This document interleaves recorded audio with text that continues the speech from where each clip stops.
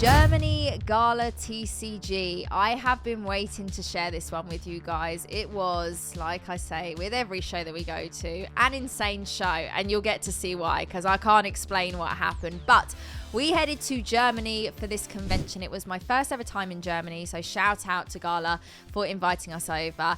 And we started off with setting up because we were actually vendoring for this show. It's not often when we travel outside of the UK that we actually vendor at these shows, but we had the opportunity to vendor here. And as you can see, we bought a lot of goodies with us, mainly slabs and mainly singles, but we had the heat and we had the fire. There were PSA 10 galore. We were also sharing a table with the one and only TCG Collectibles, and you'll get to see some of his crazy stuff in a moment. But we had everything from box toppers to Team Rocket briefcase. We had shiny Zards. We had the lava themed deck. There was art academies on the table, PSA 10 lilies. It was literally insane, and we were bringing our best. Sam also had the goods, as you can see here, with the Mario Pikachus. Art academies, I mean, you name it. There were Champions Festival cards. There was just everything.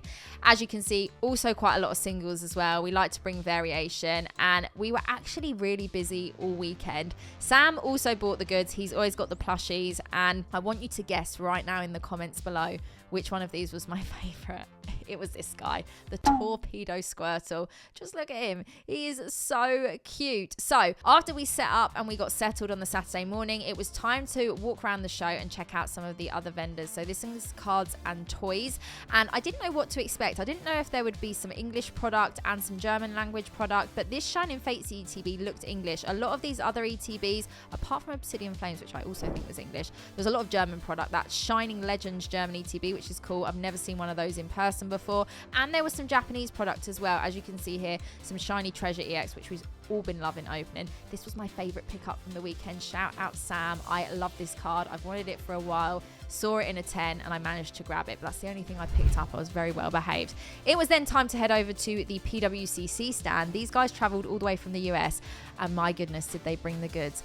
First edition Charizard, Illustrator, Snap Charmander, Snap Squirtle. They also had graded games. They also had Magic the Gathering, Lorcana, and Yu-Gi-Oh as well. It's just insane to be in the presence of some of these cards, let alone be able to get that close to them and see them in person. I then got to pick up this cool promo for a new TCG that's coming out. So shout out for giving me this. I actually really like the artwork on that card as well. It looked really pretty.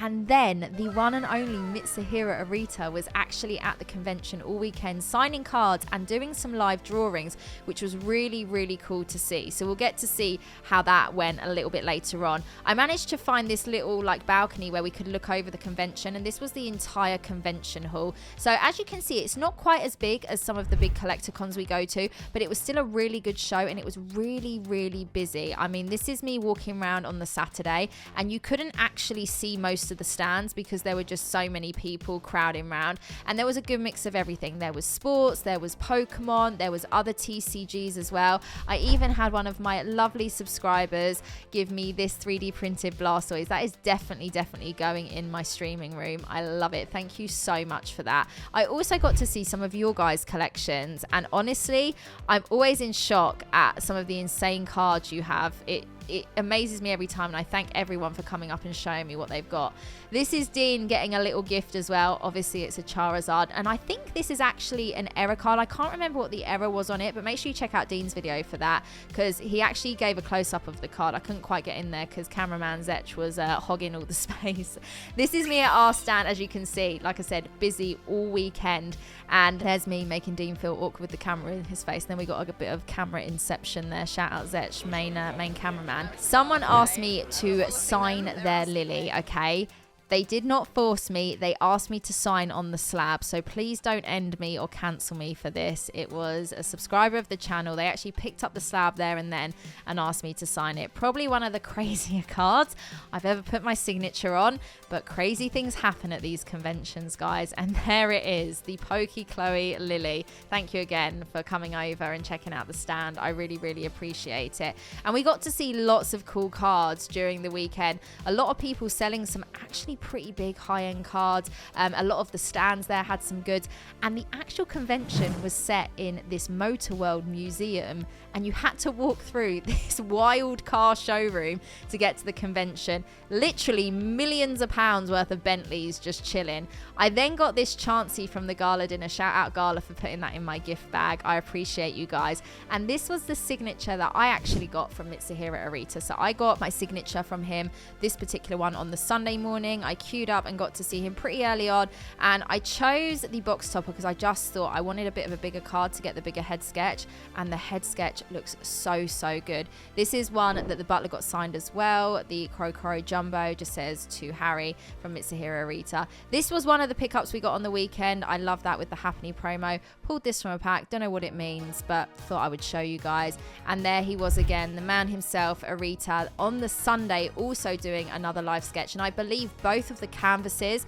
are being auctioned off or have been auctioned off with Heritage as well. So on the Sunday, I thought I wanted to walk around one more time and see if I could see anything else that I missed on the Saturday, because it was a little bit quieter on the Sunday, and I actually got to go and look at some of the stands up close. This particular stand had a lot of sports cards available, and I got very excited because, as you'll see in a moment, after looking at all these patches, there was a lot of F1 cards on here, which was pretty cool. They also had an entire cabinet for WWE, and I think this was the only stand at the convention that had any WWE cards. I didn't pick any up, but it's really nice to see some of these in person, because I haven't really been to many shows in the UK or Europe where people have a lot of WWE singles in stock. So shout out you guys.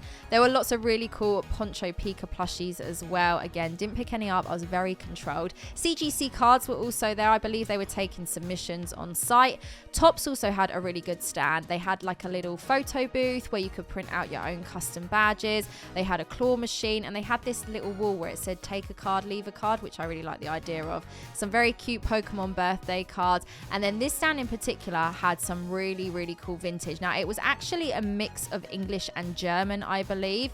I'm just very used to seeing English vintage, but some of these were German, like that theme deck. I think the slabs were all English, but there was some vintage German booster packs as well, which is pretty cool to see. First edition base set box in German as well, which is huge. We've got our Glurak Charizard up there, and there were some English Neo Rev packs I spotted at the very bottom as well. Again, didn't pick any of the vintage up, was very well controlled. Absolutely love this card, so I just had to show it to you guys. This was actually available on our stand for the weekend, and this, I know it's the derpiest Eevee ever. I am such a huge fan of this artwork and this card. This is another slab we had. Here's the team being angels, working so hard while I was wandering around trying to film the convention. My lovely friend Imka, who was hanging out with us on the weekend.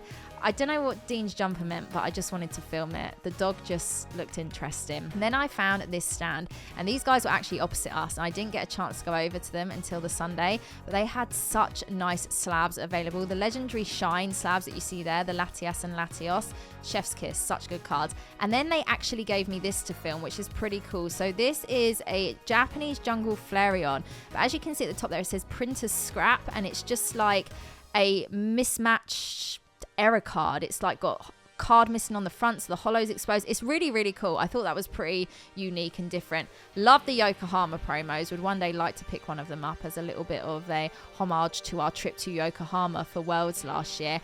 And I managed to squeeze into the front and get to see Arita finishing up the canvas as well. So this was on the second day. Like I said, there were 2 canvases available, and then this happened.